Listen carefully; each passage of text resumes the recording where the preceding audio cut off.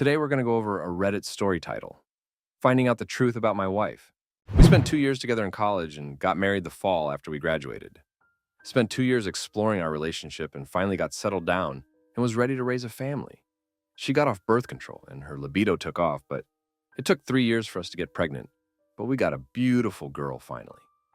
After a couple of months, my wife got back on birth control and had a hard time with it. Her doctor switched her meds several times, but she had bad side effects with each one. We talked about it and were unsure if we wanted another child.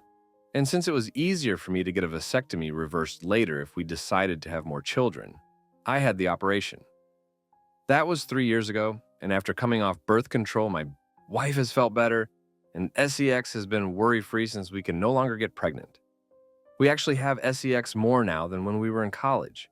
Then 3 weeks ago, my wife was late for her period, which isn't that unusual for her. Then I noticed her breasts were a little tender, and she started what seemed like signs of morning sickness. Now I know there have been cases of nature reversing vasectomies. So I went to the doctor and had my sperm count checked, and the verdict was, I'm still sterile, but I didn't tell my wife. My wife finally went to her doctor and confirmed she was pregnant, and so she had me go to my doctor to get tested. I didn't go right away because I was literally sick from the stress of the situation. I had all sorts of sick scenarios going through my head. In the end, I got retested and I took my daughter in and had a DNA test done. I got both test results back today and got violently ill after reading them. Yes, I am sterile, and no, my daughter isn't mine. If you enjoy the video, please hit the like button and consider subscribing.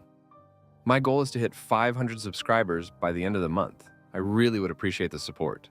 When my wife got home, I showed her my test, and she denied any wrongdoing and said that there was a problem with the test, and I showed her the test from last week, and she broke down crying. I finally got it out of her who she had slept with and that it only happened once, and the condom must have failed. I made her tell me the story 3 times, and each time I asked her if that was the whole truth and if there was anything else that she needed to tell me because another lie would mean we were through. She said that was the only time, and she had never done anything like that before. I told her how much this hurt me and asked her how she could do this to our family and if it was worth it. I asked her if she wanted a divorce, and she pleaded with me to forgive her and put this behind us. I said I couldn't raise someone else's child and asked her if she would be willing to terminate the pregnancy in order to stay together. She cried the rest of the night, but when we went to bed, she said she would do whatever it took to save our marriage. I never brought up the DNA test. I will contact a lawyer next week to see what my options are if I have to pay child support for our first child.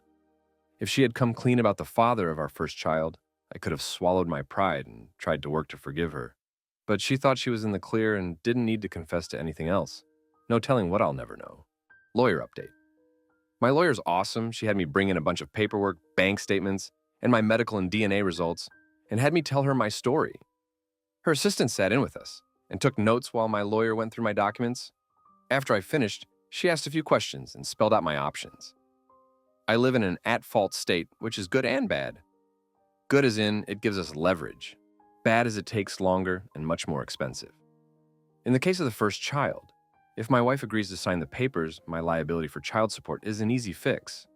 If she doesn't agree, then a court-ordered DNA test, and a judgment from the court can remove me without my wife's consent. Either way, I will most likely not have to pay child support. One way is just more expensive than the other. Since my wife has a good job and earns close to what I do, she didn't think the judge would award her any alimony. And all of that, plus dividing up property and other things, can be negotiated before a judge gets involved.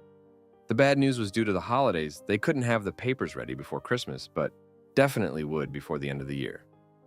She advised me to say nothing until she got served.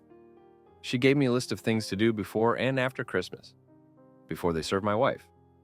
One thing they did point out was since we were actively trying to have a baby, there was a possibility that my wife didn't know that the child wasn't mine. My wife has an appointment with her OB tomorrow. So I met my sister at my house and we started moving my stuff to her house while the divorce goes through, or at least until my soon-to-be ex-wife leaves and I get possession of the house. We took 4 carloads to her house and came back for the rest. My sister felt it important for her to be there for support and as a witness. I also moved the nanny cam into the living room so it could record everything in the cloud. At about 10:45 a.m., I got a text from the lawyer saying she had been served. I sent her an email saying that I was at the house when she was ready to talk. A couple of minutes later, I got a text from my wife saying, "Why? Blah, blah, blah." So I resent the first text and waited for her to get home. She sent several texts and voicemails.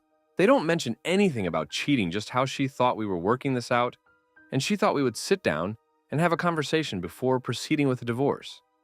Playing the family card and how this will devastate the child and our families. How she feels betrayed, that was a good one. She was still sharing her location, and it took her 20 minutes before she left work. She then stopped at a nearby Walgreens for a few minutes.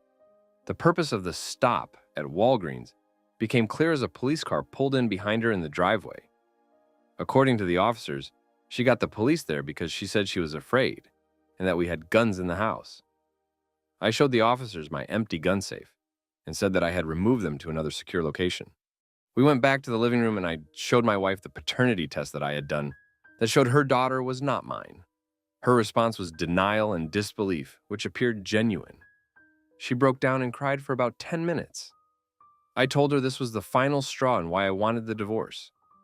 At about that time, the police officers reminded me to keep it civil and made their exit after I told them I was leaving soon to stay at my sister's house. When I asked who the child's father was, she claimed she didn't know. I asked if there were that many guys she was sleeping with, or did she just not know his name? I asked how many times she had cheated on me between pregnancies, to which she said it was just the two of them. I told her that I had said earlier if she didn't tell the whole truth that I was done. I reminded her I also told her that I wouldn't raise someone else's child, and that she had better figure out who the real father was because I wasn't paying child support for someone else's baby. She wanted to know what we were going to tell our daughter, and I said that was up to her because this was her mess, and I wasn't taking the blame or cleaning it up for her. I drafted a couple of emails last week, one for our friends and family with copies of all the test results and reasons why I was asking for a divorce, the other for my wife with copies of the same tests, along with what I knew and things that I had told her previously. I had to run it through my lawyer and make a couple of edits before she signed off on it. I sent copies to all our friends and relatives when she pulled into the driveway this afternoon. Most of the feedback has been one-sided and very colorful. In the end, I told her if she had been truthful, we might have been able to work things out. But I couldn't trust a lying serial cheater. And I told her if she had gotten her tubes tied instead of me getting a vasectomy, she might have got away with it. I told her she needed to get a lawyer so we could move forward and start to heal. Update. We had our second meeting with the lawyers today, and we signed off on almost everything except the house. Still waiting for an appraisal to come back and figure out the split. Motions got filed today, and a court-ordered paternity test was scheduled for all three of us. Since soon-to-be ex-wife didn't fight me on everything, we filed a no-fault divorce petition. If everything goes right, I get the house back on February 15th, and the divorce will be final on April 5th. The lawyers did a better job keeping us separated and the conversation between the two of us to a minimum. I was a little worried when she came in, pale and with no energy to speak of. I couldn't tell if it was a lack of sleep or maybe over-medicated. She just stared out the windows as the lawyers read everything to us. Before we signed some of the papers, walking out felt like I had shed a giant weight from around my neck. HR got me signed up for therapy tomorrow. My boss had put a bottle of champagne on my desk and offered me some time off if I needed it, but I told him I was excited to get back to work. Be sure to like and subscribe as it helps the channel to grow. Comment what you think about the situation below. Thanks for watching.